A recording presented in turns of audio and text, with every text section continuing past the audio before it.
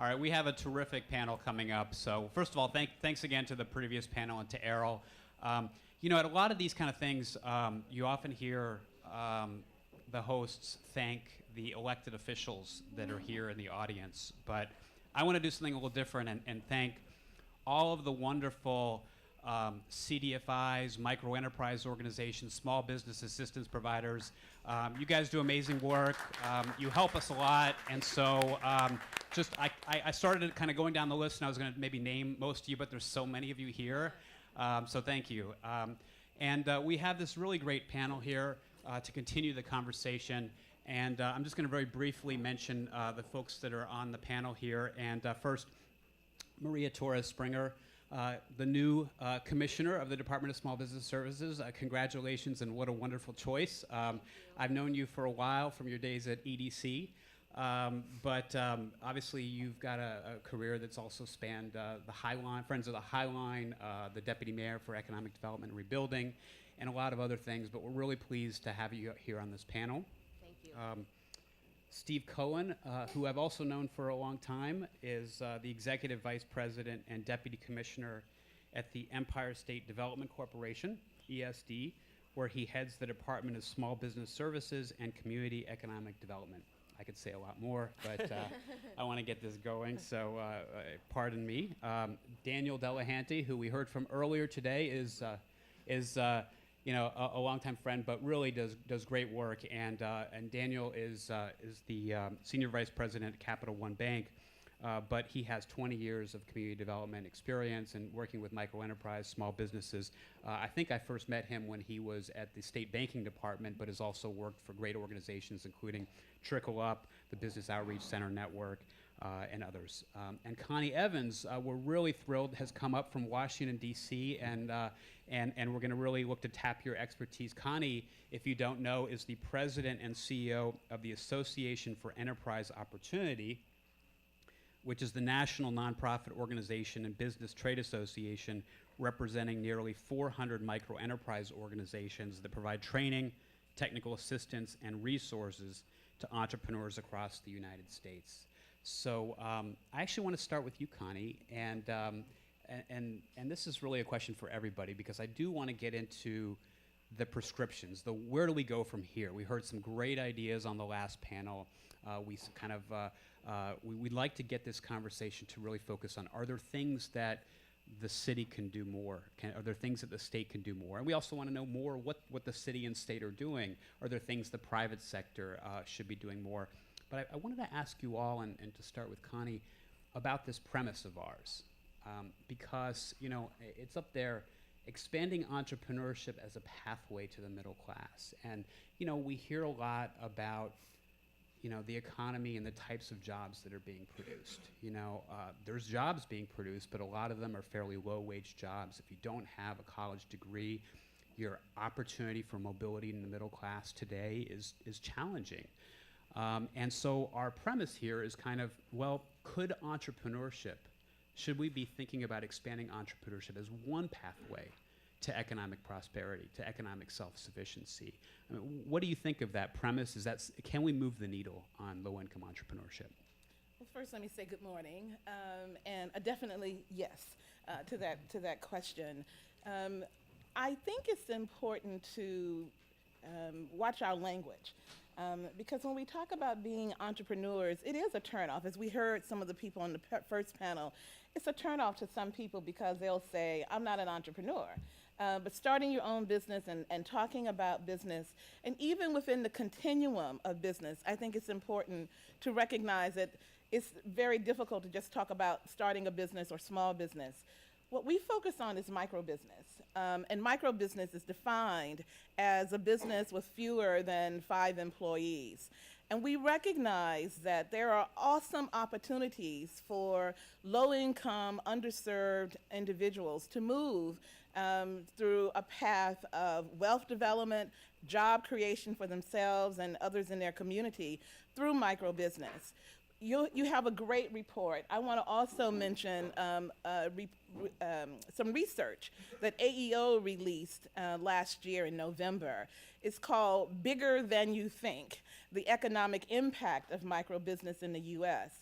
And what we discovered, and what I think we knew, at least anecdotally, but what we discovered through the research is that many individuals are able to move out of poverty, move onto a path of wealth creation through microbusiness.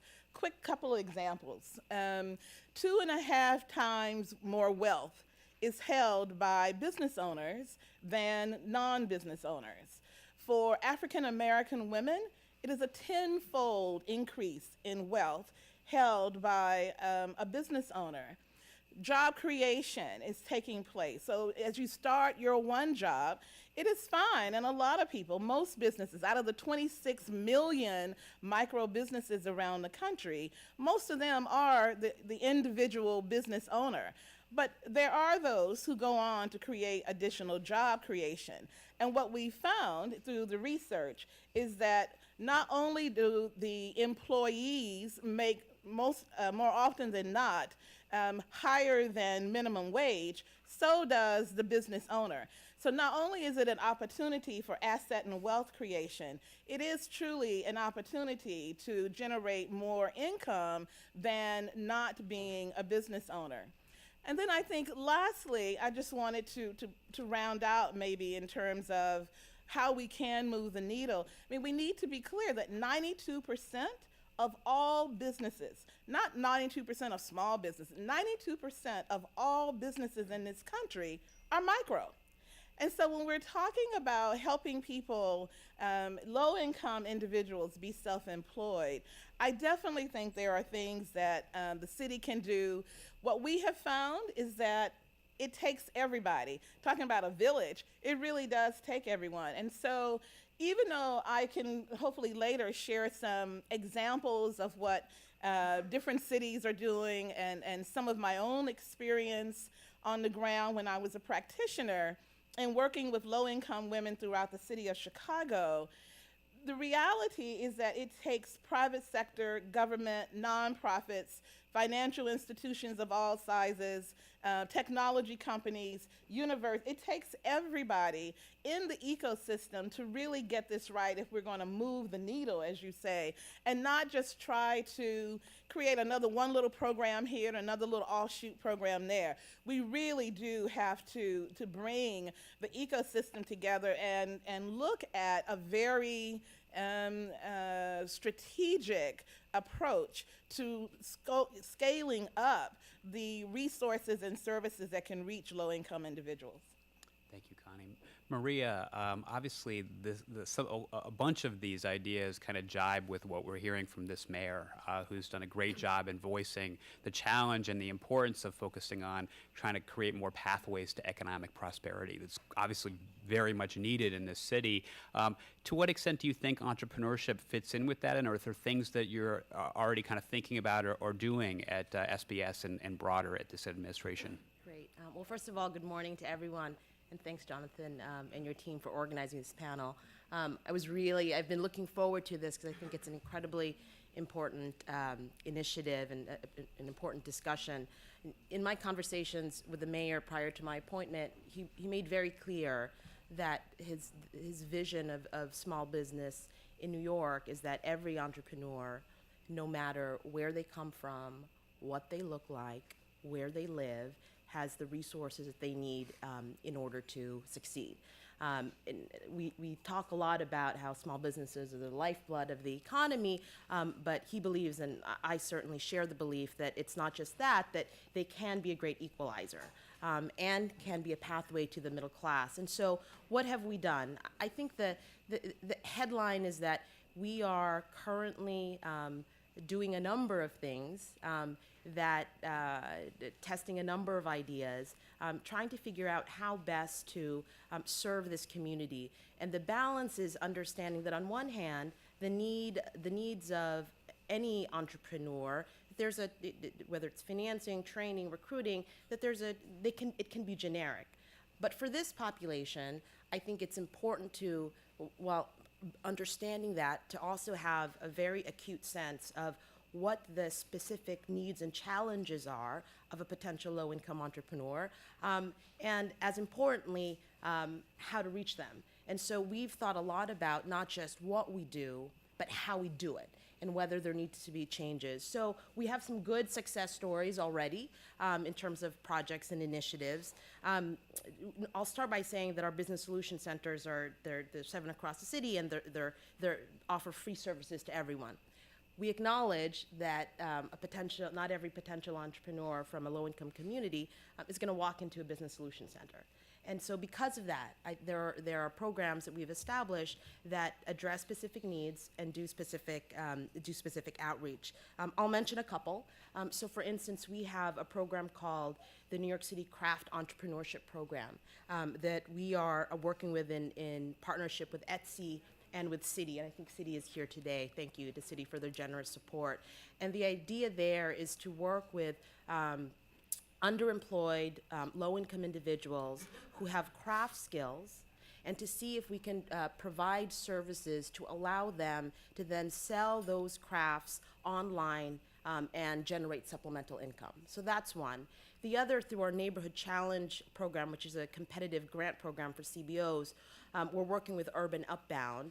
They have an interesting project in Hallett's Point in Queens to think about working with, in particular with the NYCHA community there. How do you think about services? How do you think about what the retail needs are? And is there an opportunity to think of the worker co-op model as a path to entrepreneurship and out of poverty for a lot of individuals? And for, I don't know if earlier the worker co-op model was discussed, but it's a worker-controlled, worker-owned model for an enterprise. We're not doing the other thing I'd mention is we also have a program in downtown Brooklyn where we've helped place City Tech students in internships with technology companies, which I know that Nifty was here earlier, and there's an acknowledgement there that part of this challenge is ensuring that there is awareness of entrepreneurship earlier on in a person's life. My colleagues at EDC are also engaged in this. There's a program called LIFT, which specifically looks at services, whether it's space, training, financing, for low-income entrepreneurs. They're also working on a fund for entrepreneurs that the mayor announced or discussed in the State of the City address, and of course the Nifty program, which I was involved in when I was at the agency. So that might sound like a laundry list, and part it's of it impressive, is though, because purposeful. it's more than I thought there was a few years ago when we were doing this research. So that's good news. But the question for all of us, and why I think this discussion is really important, is how does it move beyond a list of programs? How do we think about what has actually worked? How do we think about how to scale? And that's, I think, a great topic for us to really delve into today. That's great. Thanks, Maria. Steve, what would you add to that? And let us know a little bit about what you're doing at ESD that applies here, but also what else do you think is the potential to do? Sure. Well, first of all, there's always room for improvement, and one of the things that came out and that is being discussed now is it's not enough to have the programs. It's about how you do the outreach, how you do the marketing, and what you were talking about in terms of actually having everything be networked so that everybody knows about everything that is available, whether it's the banks or the training that's involved or coaching services and those sorts of things. And one way, and we're starting to do this more with our entrepreneurial assistance program centers, which is oftentimes the most overlooked training center program that the state has. It's a 60-hour entrepreneurship training course that's offered through partnerships we have with local development corporations and other nonprofit groups, oftentimes in underserved communities. So whether it's LDC of East New York or Washington Heights Inwood Development Corporation or Sobro and others, we are in some of these communities, but there are a limited number of centers. So one of the things that we could do more of and that we're thinking about is how do you take some of this on the road and serve people where they live and partner with other LDCs and community-based organizations to do the kind of outreach and marketing of these services to bring people into the pipeline of services that we have at the state and city level. there are a number of new programs. This is a high priority for us supporting entrepreneurship across the entire spectrum of entrepreneurs. And I just want to highlight a few things. A few years ago, we launched a small business revolving loan fund. A big portion of that is dedicated to microloans under $25,000. Of those loans, the vast majority are actually under $5,000. And we've done in just a few years $68 million under that program. So, and many of the recipients are minority and women businesses, they're low-income entrepreneurs, and so forth. Now, that compared to the overall market for capital is still relatively small, but for the alternative lending market, that's a big portion being sort of targeted in this way. There are a number of other programs that address some of the gaps that you heard about in the first panel today. So you heard about from in the construction arena, the challenges of bonding and the challenges of working capital. So we have a $10 million fund to provide guarantees on behalf of contractors to get surety bonding. So we'll provide up to 30% guarantee for the surety bond line or the individual surety contract.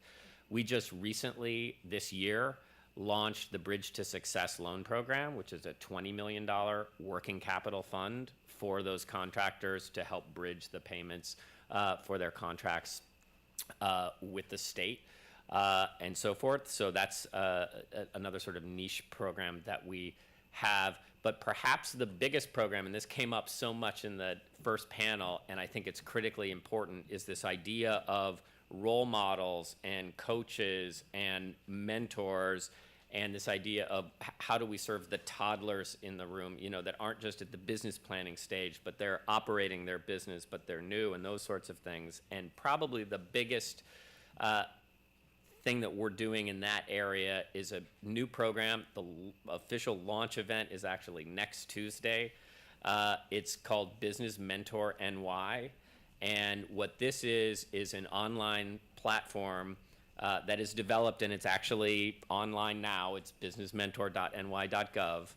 And but the official launch is next Tuesday. And that is linking business professionals with entrepreneurs to help give them guidance or answers to simple questions, but also more intensive coaching and to be that sort of role model for these businesses. And we're looking for folks across both functional and industry areas. So we're looking for people that have marketing expertise or financial management expertise or accountants and lawyers and those sorts of things. And we're partnering with some corporations to be able to provide that type of assistance as well as individuals. But we're also looking at industry-specific expertise in areas where entrepreneurs, neighborhood entrepreneurs, start businesses in large numbers. So retail businesses, restaurants, beauty products, et cetera, other lifestyle companies, to be able to talk to someone who's done that a lot, whether it's the restaurateur who can answer questions like, what point-of-sale software do you use? How do you manage perishable inventory? How do you manage part-time employees at scale?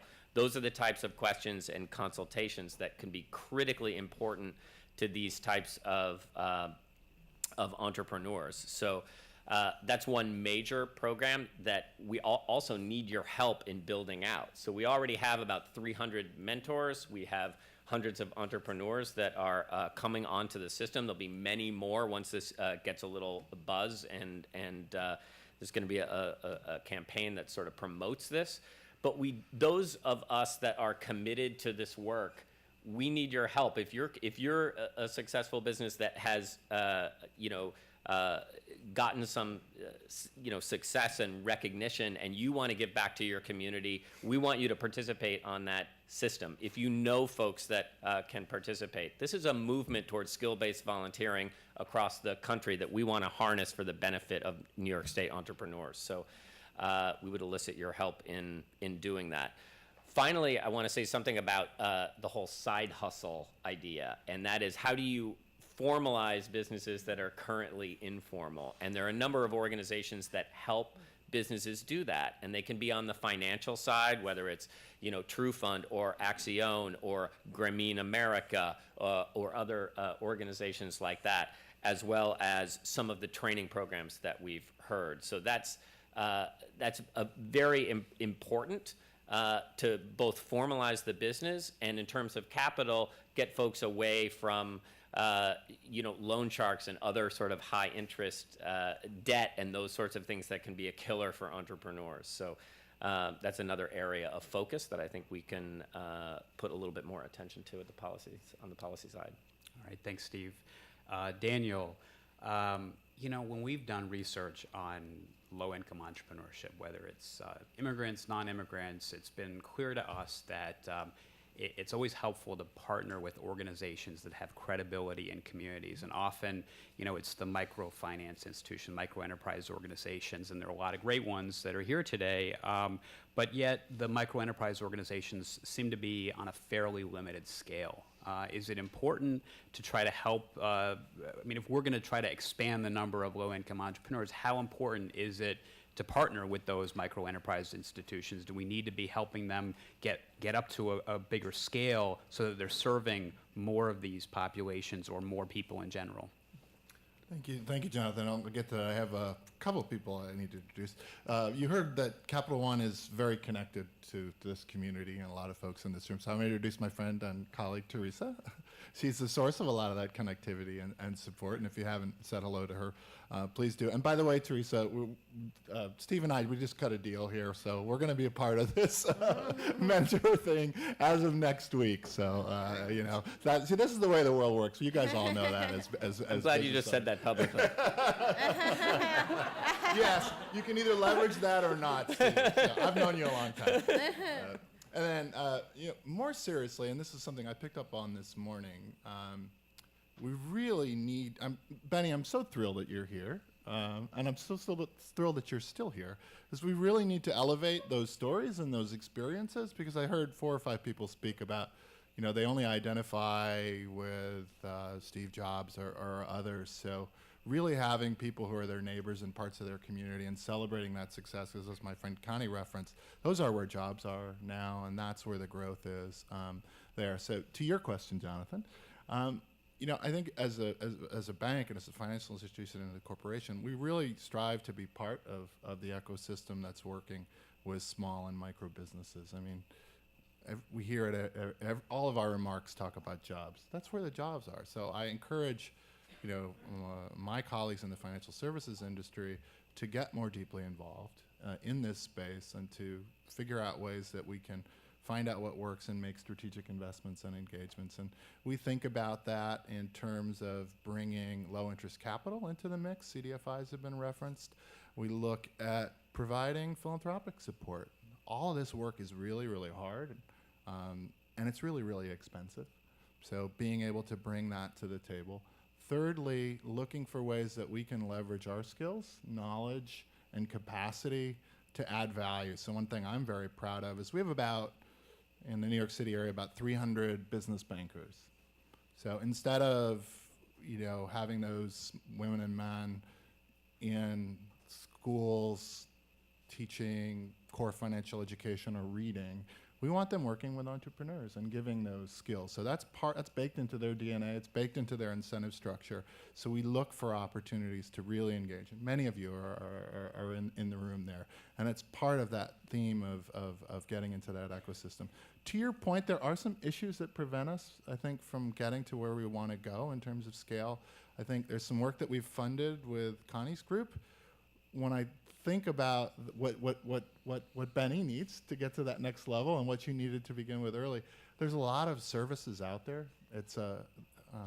We're a very fractured city, unfortunately. There's so many great things going on, and I think on the business services side, and the term technical assistance, which is one I hate, what do entrepreneurs of all walks of life really need, and when, and how is that delivered? I think we really need to peel that back and address it and be strategic about how we engage. Because the worst thing, despite all the good intentions, and the passion about our own work and our own curriculums for example, if it's not really what the folks who've come to you, with great hopes and aspirations really need, then we're missing the boat. So I think there's a degree of realism that we need to continue to bring to the industry to find out from a demand perspective what do really folks need. Capital is part of the equation, obviously, but I'm really, really bullish and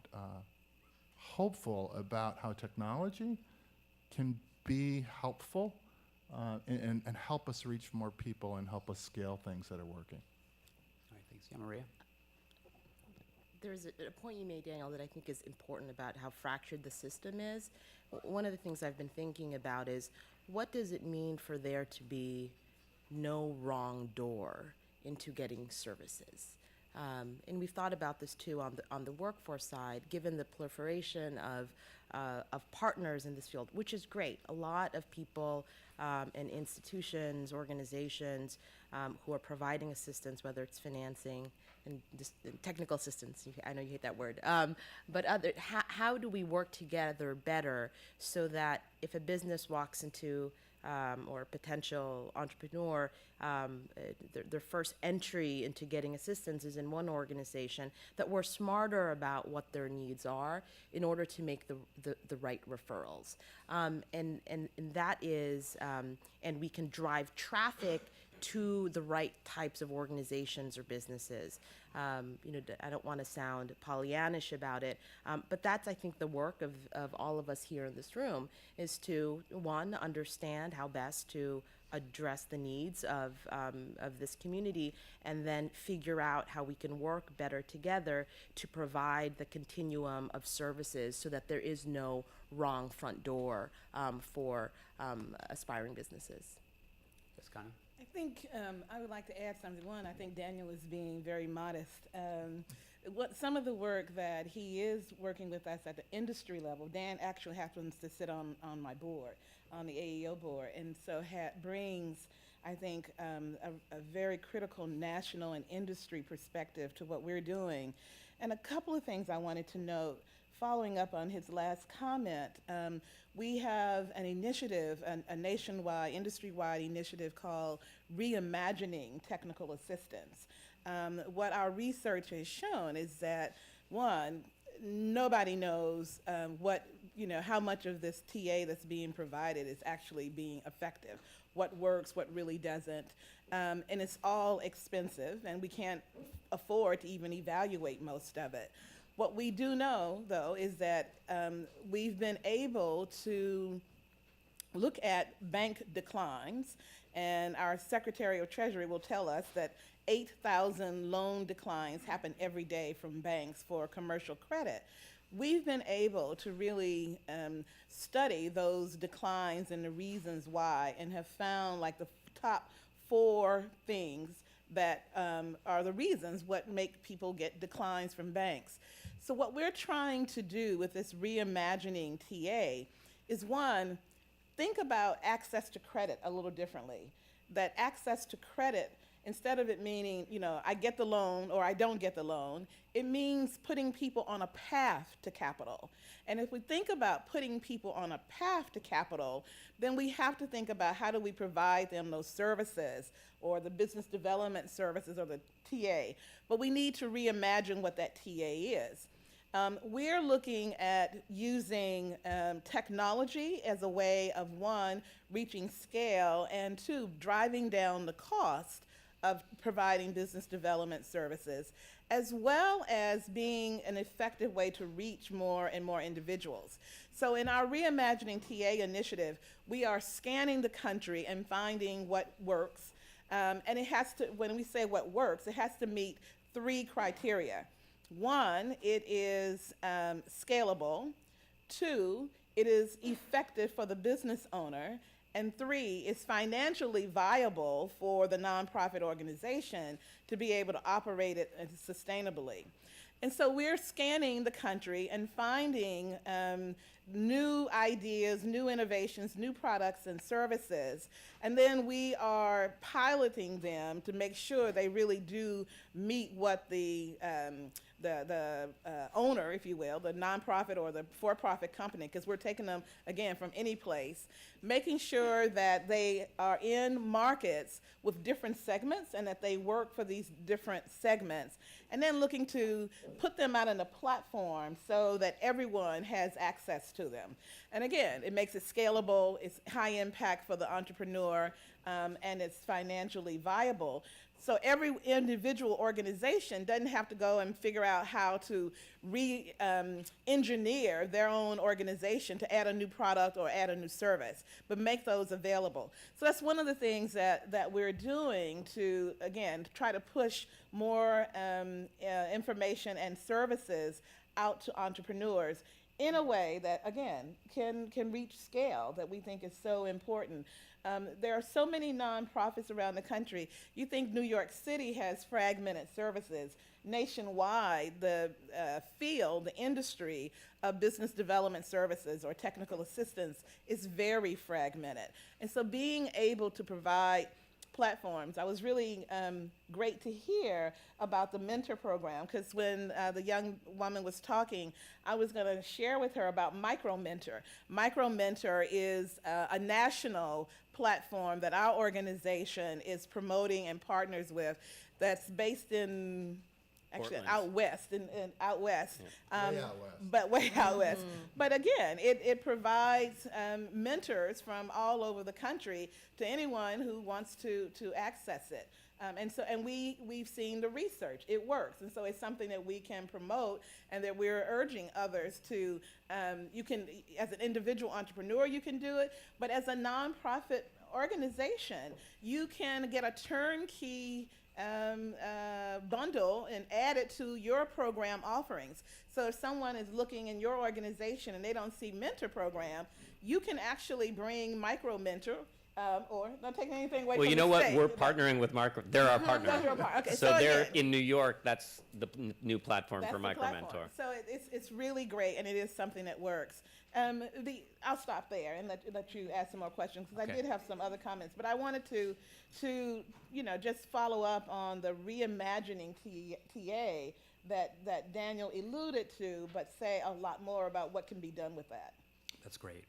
I want to take the conversation in a slightly different direction, because I mentioned before how important these micro enterprise organizations are and other small business assistance providers. Obviously, you all have talked about some great small business programs, but part of what we heard in the first panel was that I guess part of the problem is that not everybody's going to these micro enterprise institutions. If we want to move the needle on low-income people starting small businesses and succeeding, what about the people that never even decide they can do entrepreneurship? In the first panel, a couple people said that, because they had entrepreneurship in their family, they were exposed to it, so they thought maybe I can do it. But if you're not exposed to it, and a lot of people in low-income communities are never exposed to that. They don't see it on a regular basis. It's not in their family history. So do we need to be thinking from an economic development perspective? And I know economic development agencies are often, it's easier to say, okay, if you want to be a startup, we've got workshops or programs, or if you're an existing small business, we've got programs. But what about for people to do we need to be thinking about encouraging, promoting entrepreneurship, and how do we get there? John, I'll start with that. A couple of things, and I'm glad that Nifty was here. One of the most deeply satisfying parts of Capital One's work has been working and partnering with colleges and community colleges and trying to help those institutions figure out ways to offer entrepreneurship in a very practical way to their student body. So I think there's such unlimited potential to try and bring what it means to start a business or entrepreneurship and create that excitement at an early age. And we have partners here from LaGuardia and other schools have really been satisfied. And we've been able to tack on our mentors and coaches to drive and encourage that in using business plan competitions, but also offering those students, many of whom are very low income and need to start bringing in money for their household to start a business while they're still in school. So that's a super interesting area. And then another area, and I'm no expert on workforce, and I would defer to my colleagues on the panel. Caitlin is here. Used to be, maybe she's still here. But I look at the work that the financial empowerment centers and the whole concept of embedding financial empowerment services into other portals where low-income people are coming in for services, whether it's around public assistance, whether it's around workforce.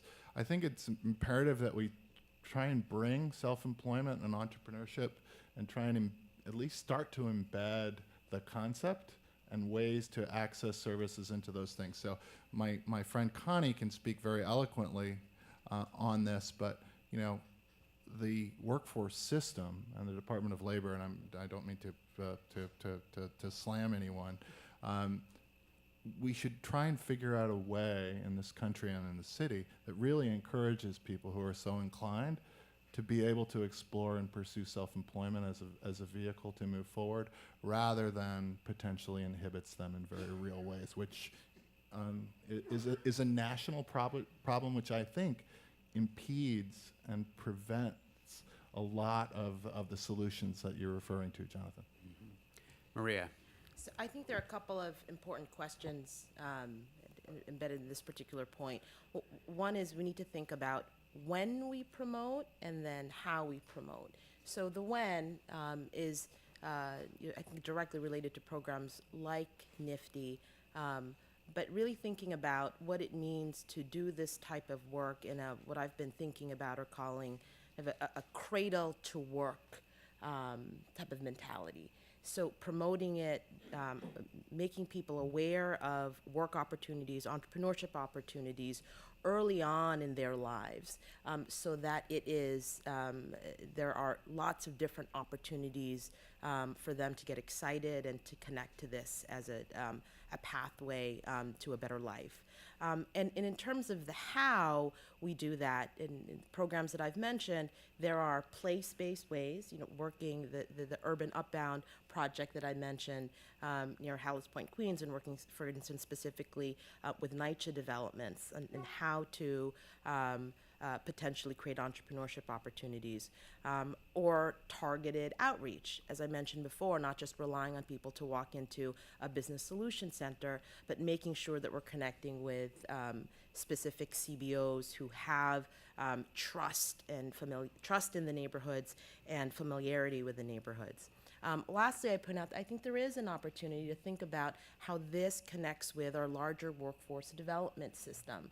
Again, to the point of there being no wrong front door, that if you are looking for work and you walk into Workforce One Center, is there a way, while understanding that entrepreneurship may not be the right opportunity for everyone, that it is introduced as a real option, and figuring out what does it look like to assess for those skills or attributes that might make someone a good entrepreneur, and building that into the system, I think, is a very interesting idea, and one really worth looking into.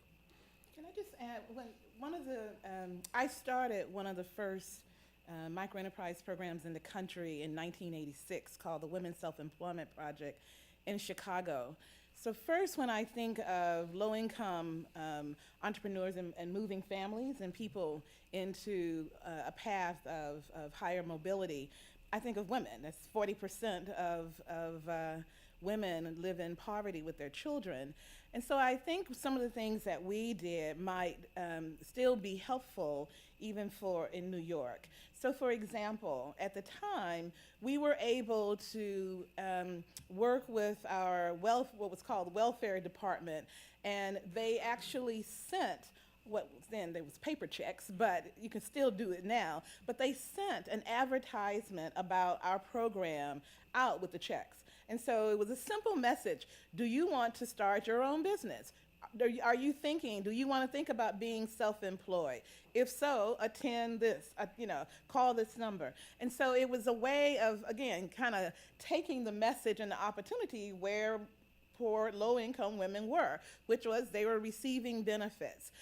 We'd use PSAs, and so we had PSAs that played throughout periods of time that actually used women who had started their businesses through our programs. And so people got to see people just like themselves talking about starting a business and being in business, as well as talking about the kind of services they were able to access. We provided training to the staff of both unemployment offices and welfare offices, because the reality is most people like that actually don't know anything about starting their own business and will often tell people, you're a low-income woman, you don't have any skills, you can't do that.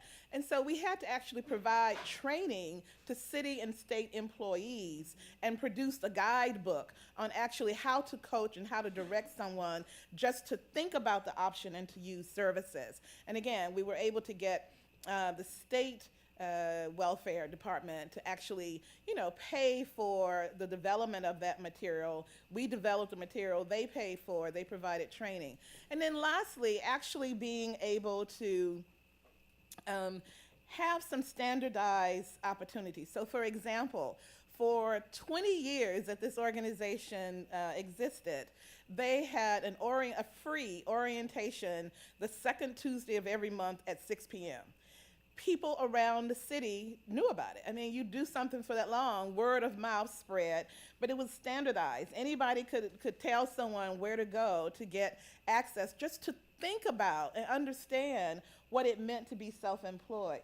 And so those were things that were done that I think are still applicable in terms of meeting, again, I think of women, but meeting people where they are in terms of how they are now thinking, turn your hobby into a business. I think the messaging, as you were talking about, is really important in terms of, again, most of the businesses that we've worked with, and in that program, we actually started over 8,000 businesses in the city of Chicago. And many of those businesses you can go now and they are still in operation, or the woman is still a business owner. It might not even be the same business, but it's still a business owner. And these were all first-time startups. And so I think there are things that we can do if we, again, not try to necessarily think of it in such sophisticated ways that really do scare people, but talking to people about, earn enough money to take care of your family. Taking your hobby into, how to turn your hobby into making a business. I think those are ways that we can talk about it that actually bring people in. So the woman who says, do I look, Asian, that I'm going to start a nail company? I mean, she can see and be around people who are like herself, can do that. So I think those are some of the things we can do. Then lastly now, in Chicago, the city of Chicago, the mayor has started a program, a microfinance program it's an institute, where the goal is to train nonprofit organizations how to make small loans. So they working with our member, and we have members here in the audience as well, but they work with Axion Chicago in this particular case, and then enrolled or recruited other nonprofit organizations who either provide some kind of business service already or were interested in providing business services. And they go through a program to really understand how to do micro-lending in targeted, specific low-income neighborhoods. And so that program has now been up and running, I think, 2 years. The city initially put $1 million of loan capital made available to everyone who went through the program. And they've recently added another tranche of capital. And then they were able to get local foundations to help pay for some of the operating support. And so again, it's a way of how you might find something that works, tailor it for a particular segmented community, and help scale or replicate those throughout the targeted city communities. Thanks, Connie. I have a couple more questions, then we're going to open it up to questions from the audience. But one is, I'm really glad to hear Maria say about your partnership with Urban Upbound, in part because obviously they work with a NYCHA population, a very large NYCHA population in Western Queens. And when we did the report last year about low-income entrepreneurship, it struck us that public housing should be an opportunity here. You know, it's such a large population. I think like the equivalent of the city of Atlanta's population is in public housing in New York City. And we had a stat in our report. We got data from NYCHA. They did a survey or something, and I'm looking at it now. 44% of NYCHA residents were employed, 55% unemployed, and the self-employment rate was 0.13. And it just does seem like that there's an opportunity where there's so much unemployment, there's so much hopelessness. Can we move the needle a little bit in kind of getting folks in public housing to think about this as one way maybe it's to kind of formalize some of the side hustles that we do see in public housing, or maybe it's to kind of get more people to think of this as a way to just generate some income. Maybe it's to get people to generate income on the side, like Benny and other entrepreneurs have started something while they have a job. And any more thoughts as to what might be done with small business programs or entrepreneurship assistance specifically with public housing? Yes, so this is an issue that's really important to me because I think there is a real opportunity here to break down what might have been traditional silos in government and thinking about how to tackle a problem like this. And so I've spoken to the chair of NYCHA a number of times of how we can, whether it's through programs like this or others, really work together more closely. I think there are three ways to look at it. One is place-based, so any particular NYCHA development, and is there an interesting partnership that we can do there? The second is, even if it's a citywide program, is there a better way to do the type of marketing outreach to residents of NYCHA developments and in a way that actually works? And then third, it's working with HRA and other agencies so that we can figure out how this becomes an opportunity, how people can generate more income while at the same time not worrying about what that means for benefits, whether it's public housing or otherwise. And that is it's a complicated issue, but one that I think is really important, because what you don't want to do is set something up or promote something as an opportunity but create confusion or anxiety around other benefits people might otherwise get. And we wrote a little bit about that in the report, talking about how people actually we interviewed in public housing said they're afraid if they make a little too much money that they're going to be thrown out of public housing or lose their benefits. One of the wacky ideas, and Dan, you can comment on this or what you were going to say, but one of the wacky ideas in our report, one of the recommendations was, New York City has all of these startup competitions. It seems like every other week we've got a big startup competition, mostly associated with the tech sector, but why not bring some of these startup competitions to public housing, to community colleges? And I know, Dan, you guys do that already, but is that one way to kind of unleash the entrepreneurial energy that's in some of these communities to get them to pitch ideas or something? I think that's part of it, Jonathan. Just a couple things. Antonia from the New York Women's Initiative, are you here? There are a few organizations now, and I can say this because I once upon a time was a practitioner. It's hard to reach that population for a variety of reasons. But there are some organizations that are doing so and doing so successfully. A couple of things that I think are really interesting, and Jonathan, I love the idea of the business pitch that to captivate and elevate the stories of real people who are starting businesses. But there are a couple of interesting things going on, and Nancy is here from the Business Outreach Center Network. They've developed a very successful and sustainable and scalable program around helping home-based childcare providers. And I know from when I worked with Nancy, many of those providers had started out either in NYCHA developments or moved out. So that's a hobby and a very translatable, not easy, but easily translatable to take those folks and get them to think like business owners and to move forward, which also has tremendous benefits for the communities in which they live. So there's some sectoral stuff that's working, and then there are many of the organizations that I see here are working in the food industry around incubators and trying to fill gaps that prevent people from getting forward, whether that's access to a commercial kitchen, to stop being a caterer who can only do your Sunday gig and actually produce and fulfill an order, or really trying to connect people in the workforce side who are working and getting access into the food service to work with that population and who are very entrepreneurial to potentially explore self-employment. So I think some of it is sectoral. you can get lost in sectoral stuff, but I think there's some stuff that just makes a lot of sense that you can add on and layer and connect to make it a little bit more scalable. Great. I think the idea of a business plan competition for public housing is a very compelling idea. In terms of like what else would be required, you know, you probably need to link it with some sort of training or assistance to help them formalize their business and refine their pitch and those sorts of things. And you know, one of the challenges that I think we need to think about are the organizations that are poised to offer that type of assistance have, you know, a lot of the neighborhood organizations have very limited resources. And how do you give those organizations more operating resources to be able to do those types of things in a regime where they're prioritizing those businesses that can lead to outcomes fast? So a lot of the workforce programs and the business assistance programs are, you know, evaluated on how many launches do they make and how many jobs are created and how much revenue is increased by those businesses. You have to sort of rethink that to have a little bit more of the long view.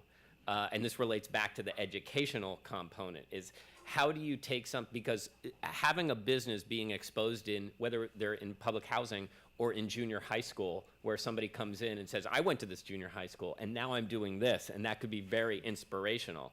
But that, you know, 12-year-old kid is not going to be an entrepreneur maybe until, you know, 18, or maybe they will. But, you know, it takes a little bit more of the long view and of us as policymakers to be able to sort of assess and evaluate the effectiveness on that, not in the immediate, like what was created in the next 6 months, but thinking about building the capacity of organizations to do that long term and thinking about how we would evaluate that kind of activity.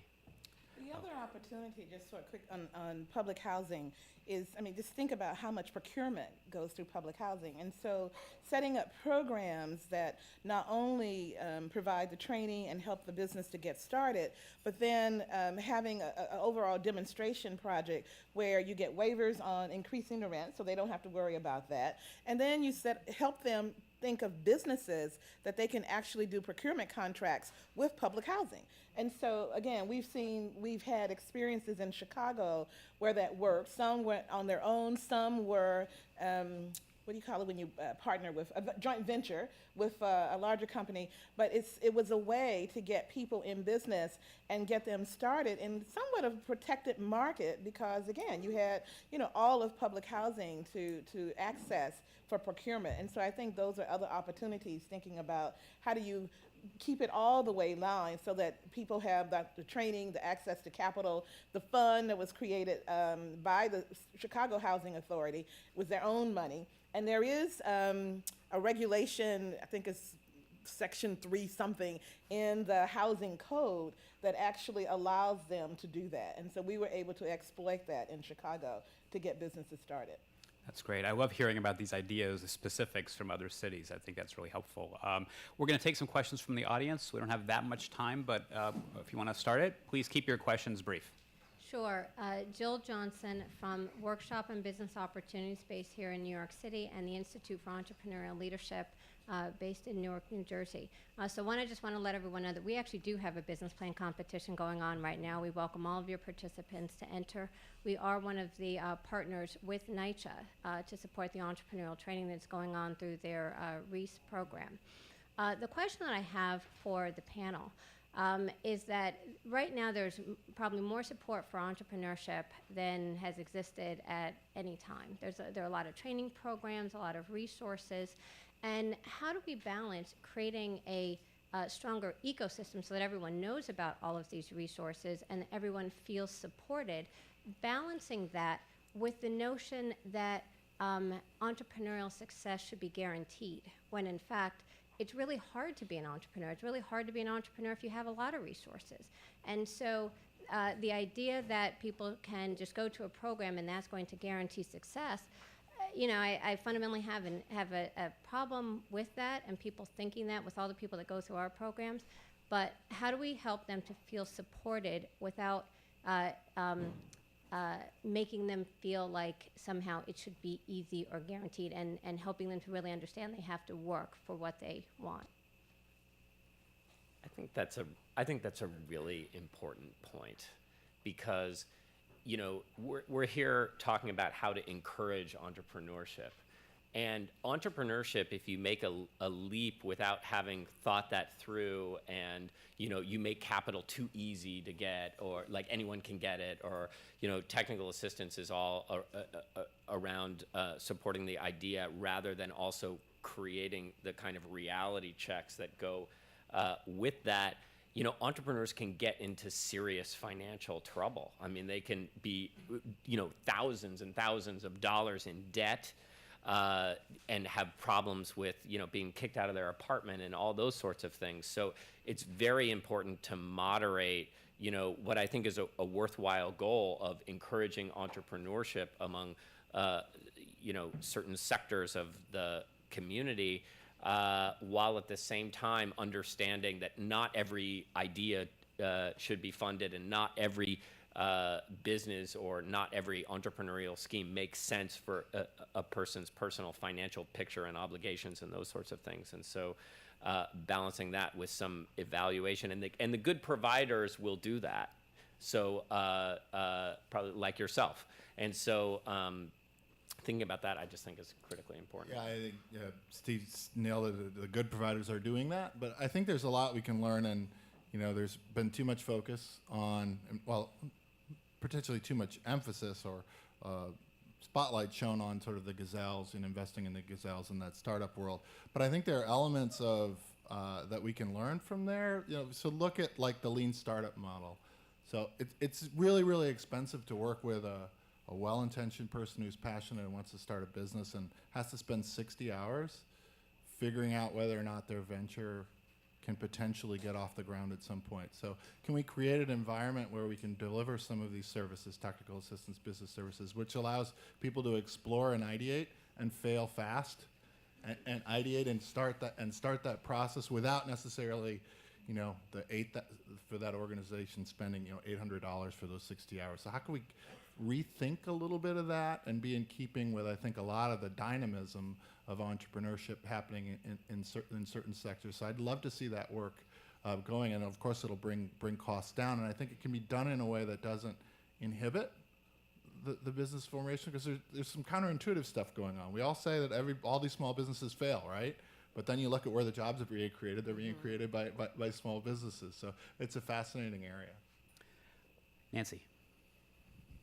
I'm really excited about all of these topics. Obviously, I'm from Bach, and I want to add a comment about the child care program, because what we did was do a pilot with Begin, which is a food stamp recipient program where they were trying to get people into jobs.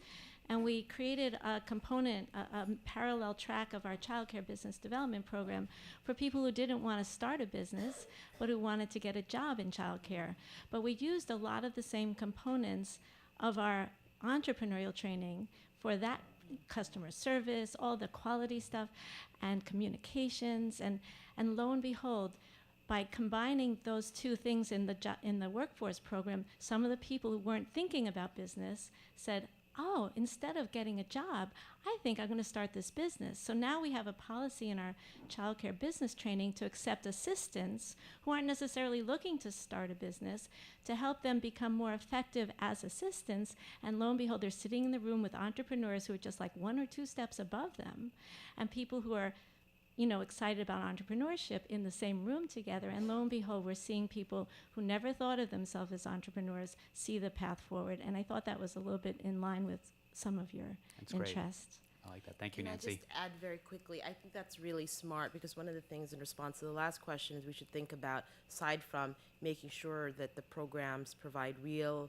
and honest information about the risks of starting a business and the challenges, is that if that doesn't work out, how do we, through maybe the workforce system, ensure there's a way for people to find other opportunities? So once they've been served through this program, are there other ways we can direct them so that it's not just about that entrepreneurial opportunity, but about workforce opportunities as well?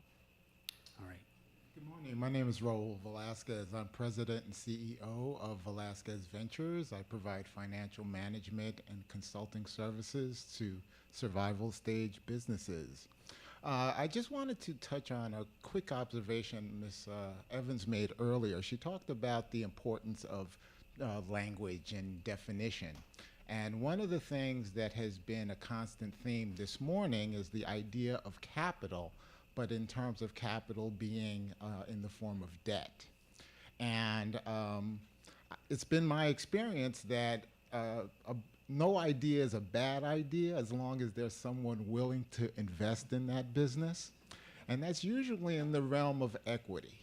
People who are willing to share the risk with that business, that entrepreneur, the person who sees the idea but doesn't have the constraints of debt service.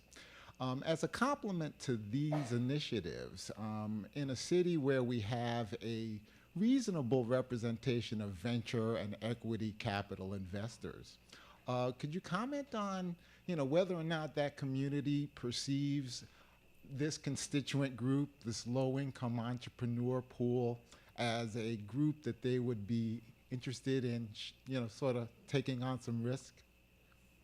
I think there's promise with crowdfunding, where there are opportunities to crowdfund. And so in crowdfunding, in many ways, it reduces the barriers for maybe low-income people or people of color, because they may not know that. They may not know who they are necessarily, or some of those things that might, there are lots of reasons why our communities don't get equity. And so depending on what you believe about those reasons, crowdfunding may be an opportunity to get beyond that. And so that's one piece. There are also, so I'm thinking crowdfunding, particularly, again, thinking about how you start small and at micro level. There are, though, some equity funds that have started targeting African American, for example, African American owned businesses, and that are trying to bring that equity. I think the problem is, and the reality is, most businesses get started from savings and personal friends kind of equity.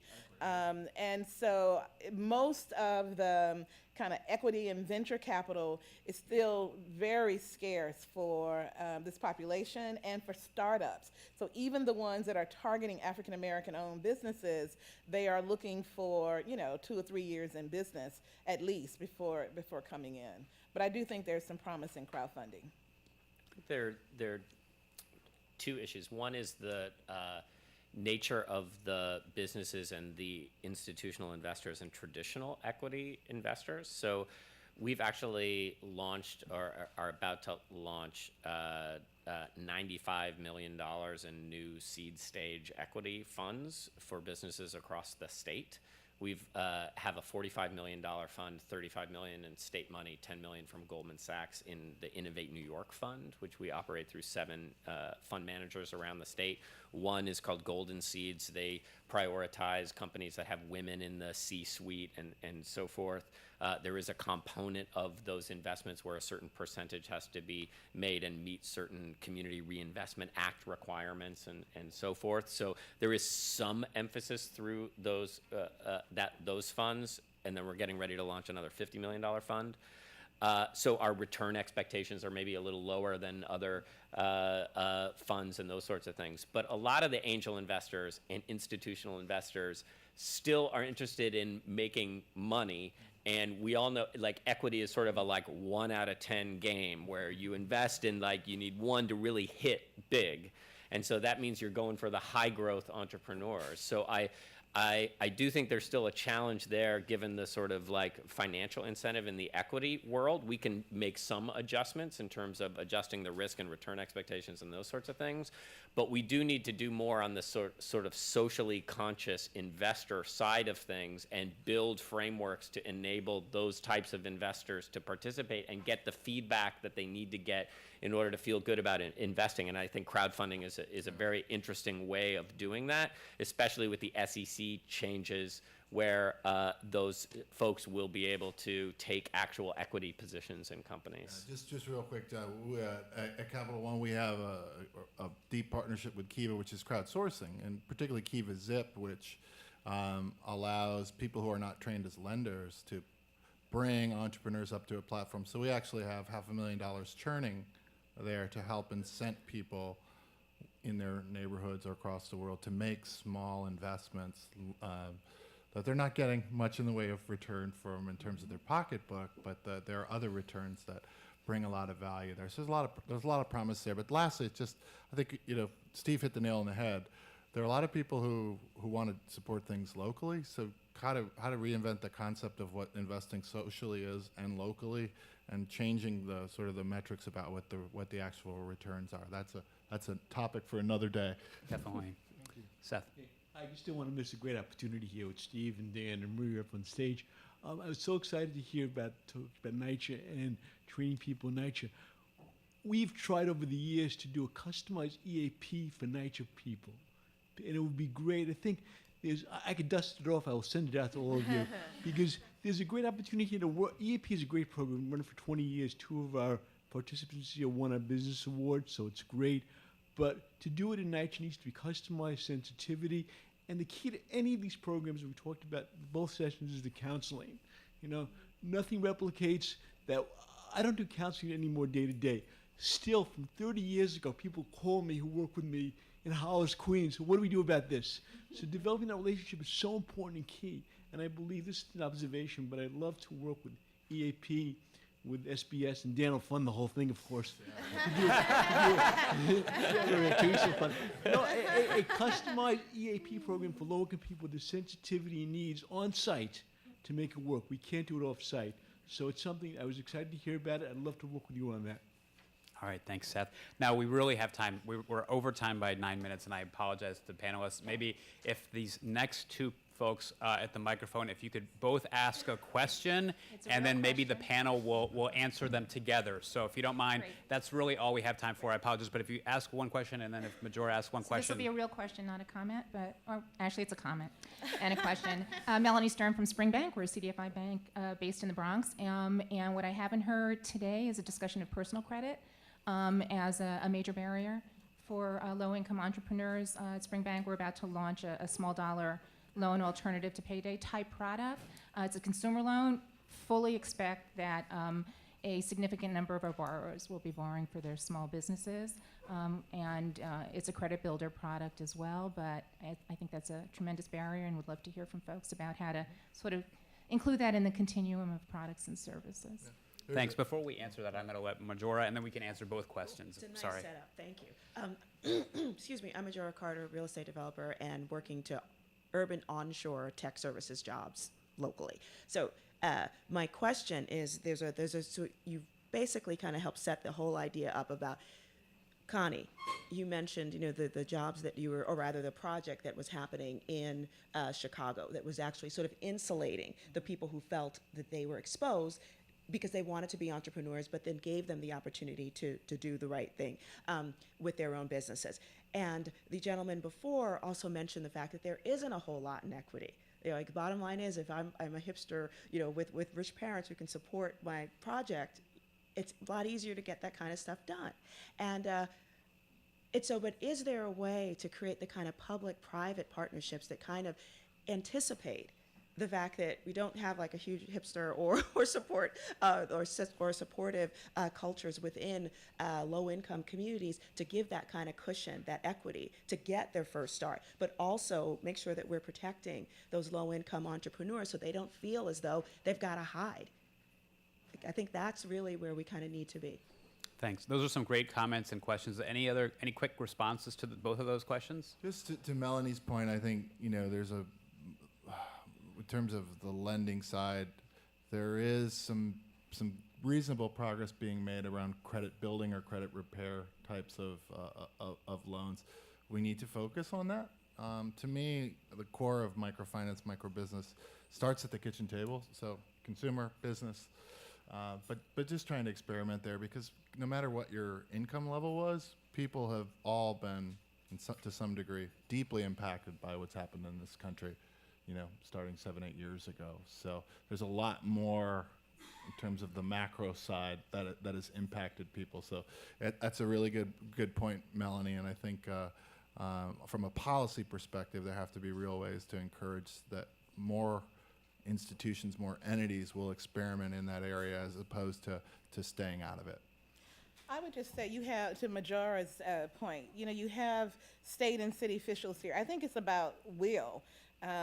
What we've been able to see is that right now you can't get anything done through legislation in Washington, D.C., which means that the administration is truly open for business. They are looking for ideas. They like public-private partnerships. They like demonstrations. And so being able to do something at the state or local level, even though the money's coming from federal, you can get waivers. You can have a demonstration. You can get waivers. It takes work, but it takes will. And so I think, again, it's really right if you push your officials here to push the administration to give you waivers to do those kinds of public-private demonstrations. It can definitely happen where people are protected. Well, that's great. I think we could keep having this conversation for a long time. I'm really thrilled. It was such a good discussion, and to hear about all the really great things that you're doing at SBS, Maria, Steve, the great programs that you're doing and that you're going to launch next week, and Dan, thanks for all the support here today, but also for all that you're doing, and Connie, for coming up here and sharing these great ideas, not only that you've had, but around the country. So please join me in thanking this wonderful group of panelists. Thank you for being here.